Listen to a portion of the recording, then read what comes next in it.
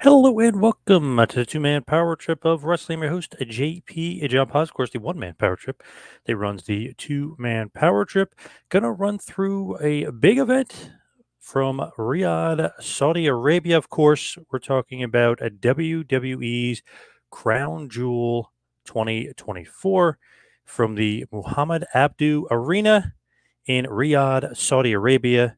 Of course, the big show featured two main events. Gunther, the WWE World Heavyweight Champion, versus Cody Rhodes, the WWE Undisputed World Champion. And then, of course, Nia Jax versus Liv Morgan as well. Of course, airing on Peacock.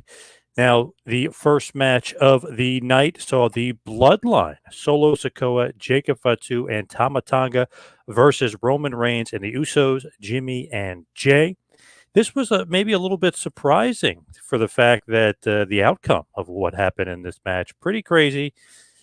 As far as just the actual finish, pretty good match for the most part. There was a bit of a snafu. Jimmy didn't quite get to the ring in time, but the ref said he did to break up the count with Solo and Roman. That was kind of the only really maybe screw up there. Jacob Fatu, of course, looked great per usual. He's awesome. I love the push of Jacob Fatu. I love everything they're doing with him. But the result, the Bloodline, Solo Sikoa, Jacob Fatu, and Tama Tonga with Tonga Loa defeated Roman Reigns, Jimmy, and Jey Uso via pinfall in 16 minutes and 35 seconds. The finish saw Solo Sikoa getting the spike, the Samoan spike onto a Roman. Obviously, the 4-on-3 advantage helped him big time. And Solo actually pinned Roman Reigns. Very rare to see Roman Reigns get pinned. It doesn't happen too often. Obviously, Jey Uso and Cody Rhodes, the only two guys to pin him in the last about 4 to 5 years, pretty much. So now you add Solo's name to that. So a bit of an unpredictable outcome there with Solo getting the victory for the Bloodline and obviously building up tremendous heat leading up to War Games, the Survivor Series pay-per-view at the end of the month in Vancouver, Canada. When you're looking at this and that's going on, obviously Roman's upset. Sami Zayn then comes out as the 4-on-3 continues. Sami Zayn teases that he's going to join Solo, which they teased on Monday Night Raw as well.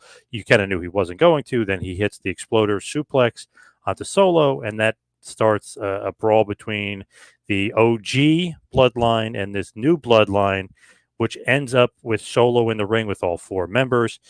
Roman and Sammy go after Solo together. Solo ducks out of the way. Sammy kicks Roman in the face. So obviously teasing a lot of dissension between the OG bloodline and with Roman and Sammy not getting along, the Usos kind of having to break it up. So obviously 4-on-4 is where we're headed for War Games unless they add in a fifth. We know Haku's other son, Hikuleo, has signed with WWE. He's going to be part of NXT, but who knows? Maybe he gets put up to the main roster. And obviously, we don't know where The Rock stands at this point and where The Rock will end up. Either could it be 5-on-5? Right now, we're looking at 4-on-4 War Games for Survivor Series. Solo, Jacob Fatu, Tonga Loa versus Roman Reigns, Jimmy Uso, Jey Uso, and Sami Zayn. The next match up, Bianca Belair and Jade Cargill versus Damage Control, Kairi Sane and Io Sky versus Metaphor, Lash Legend and Jakara Jackson, and versus Chelsea Green and Piper Niven. This was a fatal four-way for the WWE World Women Tag Team Championship. Bianca Belair and Jade Cargill get the win in 12 minutes, defeating Damage Control, Metaphor, and Chelsea Green and Piper Niven. They got the win via Doomsday Device that Bianca nailed on Piper Niven for the victory. So obviously, maybe predictably so, Bianca Belair and Jade Cargill retain the Women's WWE World Tag Team Championship. Next matchup, Seth freaking Rollins versus Bronson Reed. They've been building Bronson Reed up quite well. Pretty good match for the most part. I enjoyed it. I thought it was pretty good. Pretty interesting the way that they've been building up Reed. You would hopefully think he'd get the win and continue his push, but that was not to be. Seth freaking Rollins hit him with a super stomp after hitting him with two other stomps, including a stomp on the steel steps outside the ring. And Seth freaking Rollins beats Bronson Reed in 12 minutes and 20 seconds. Pretty good match for the most part. Reed pops up afterwards like a monster and just stares down a shocked Seth Rollins. So hopefully they continue the push of Bronson Reed somehow. But that loss obviously was a big blip on the radar. And obviously now Seth Rollins is headed towards a possible WWE World Title shot against Gunther, as tomorrow night on Raw, Rollins versus Priest versus Dominic Mysterio versus Sheamus in a fatal four-way to determine the next number one contender for the World Heavyweight Championship that is owned by Gunther. Next up is the inaugural Women's Crown Jewel Championship match, which means Liv Morgan, the Raw Women's World Champion, will face the Women's World Champion on SmackDown, Nia Jax. A lot of teasing of Tiffany Stratton in this match, a lot of teasing her cashing in her Money in the Bank briefcase. She basically said she could cash it in on either one of those two, and she didn't really talk about which one she was going to, but obviously her friendship with Nia Jax makes it a little bit more interesting on who she'll cash it in on. Not only does Tiffany interfere in this match and threaten to cash in, Dominic Mysterio and Rodriguez also are interfering in the match, which helps Liv Morgan defeat Nia Jax in about 8 minutes and 15 seconds to win the inaugural Women's Crown Jewel Championship. Not only does she get that big belt, they now are going to give her a ring as well, like a championship Super Bowl ring to go with it. And obviously there's a big celebration with Triple H raising her hand and the big fireworks and everything, the pyro that went on after that. Next up, we had Kevin Owens versus Randy Orton in a grudge match, which never gets started as Owens attacked Randy Orton before the bell started. Obviously, the crowd not happy about that as Randy Orton was super over, and they sung his theme song throughout his whole entrance, and pretty crazy because it's not that great of a song, but pretty crazy that these foreign crowds love singing it. So, kudos to Orton for being that over, and kudos to his song for being that over, even though, quite honestly, it's not really that great of a song. But they brawl all over the place. They brawl over the arena. Orton eventually is laid out on a table. Owens goes flying off the balcony and onto Orton through a bunch of tables.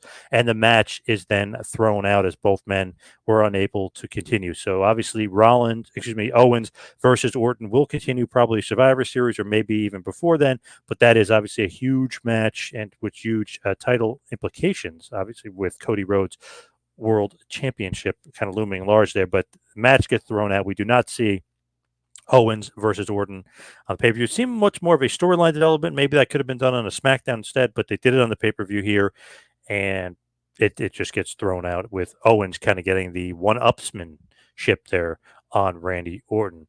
Next up is a triple threat match for the WWE United States Championship. LA Knight defeats Andrade and Carmelo Hayes in about 9 minutes and 10 seconds to retain his United States Championship. Pretty good finish here as he nails the BFT on both guys and ends up pinning Carmelo Hayes. Pretty good match, though, for the most part. I did enjoy it. LA Knight is still your United States Championship. Maybe a bit predictable there, but really, not too bad for the most part. Grega, hello, Grega. Hello, Grega John. Hello. David Rush. Hello, David. Thoughts on Ricky Steamboat? That's a random one. I absolutely love Ricky the Dragon Steamboat, one of the all-time greats, one of the greatest workers of all time, one of the greatest baby faces of all time.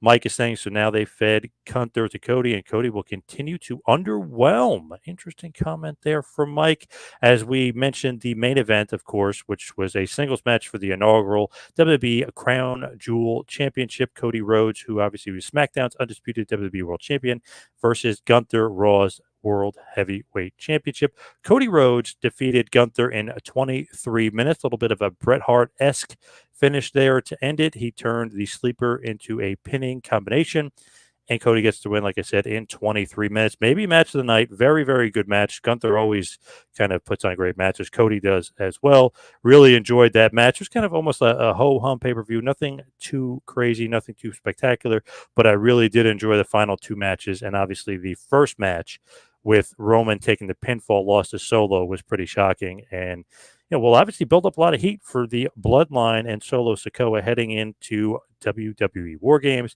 Have to mention as well the people in Saudi Arabia, the prince or whatever the guy is. He came into the ring with Triple H. They gave Cody Rhodes his crown jewel championship. The pyro went off. Then after that, they drove over in the carts to WWE Experience, where they had some more pyro and stuff going off, and they put the both belts, the Liv Morgan inaugural women's crown jewel championship in one vault. They put Cody Rhodes in another, and they gave them both the Super Bowl rings, and they gave them both the crown jewel championships. And they're saying that the belts themselves will stay in Saudi Arabia, part of the WWE Experience, which looks like a pretty cool, crazy, albeit crazy, little venue that they have over there in Saudi Arabia. But not really anything really crazy as far as the pay-per-view stands out, just Solo pinning Roman, and obviously Cody and Gunther having a damn good match. One thing I want to mention as well, Goldberg announced in an interview that 2025 will be his final match and a retirement match, and it will happen in WWE in 2025. So not only is John Cena retiring in 2025 in WWE, we have Goldberg as well. Matty Rodriguez says, do you think Goldberg retirement match is versus Braun Breaker? That would be very interesting. I would do it. That's who I would want him up against, and have Braun Breaker get the win, and obviously be a huge feather in the cap and a huge push for Braun Breaker. It looks like it might be against Gunther, and obviously they've teased it. Goldberg has teased that as well, but I see either Braun Breaker or Gunther as the two opponents, and I would see Goldberg losing to either one of those two. Good afternoon to the modern-day cowboy himself, Mitch Miller. So let's wrap this bad boy up and put a nail in the coffin here for Crown Jewel. We have the next pay-per-view, a WWE Survivor Series, November 30th, and that, of course, is in Vancouver, Canada, with War Games, OG Bloodline versus the Bloodline. Thank you, everybody, for tuning in. See you right back here next time. You can follow me on Twitter and Instagram at 2ManPowerTrip. You can check out the website, patreon.com/TMPTEmpire, and go to TeePublic, tpublic.com/store/TMPT, and get a TMPT shirt, get a Hogan Era shirt, and get another surprise shirt of a project I am working on as well. So check that out. Thank you, everybody, for tuning in. See you right back here next time. Have a good one, folks.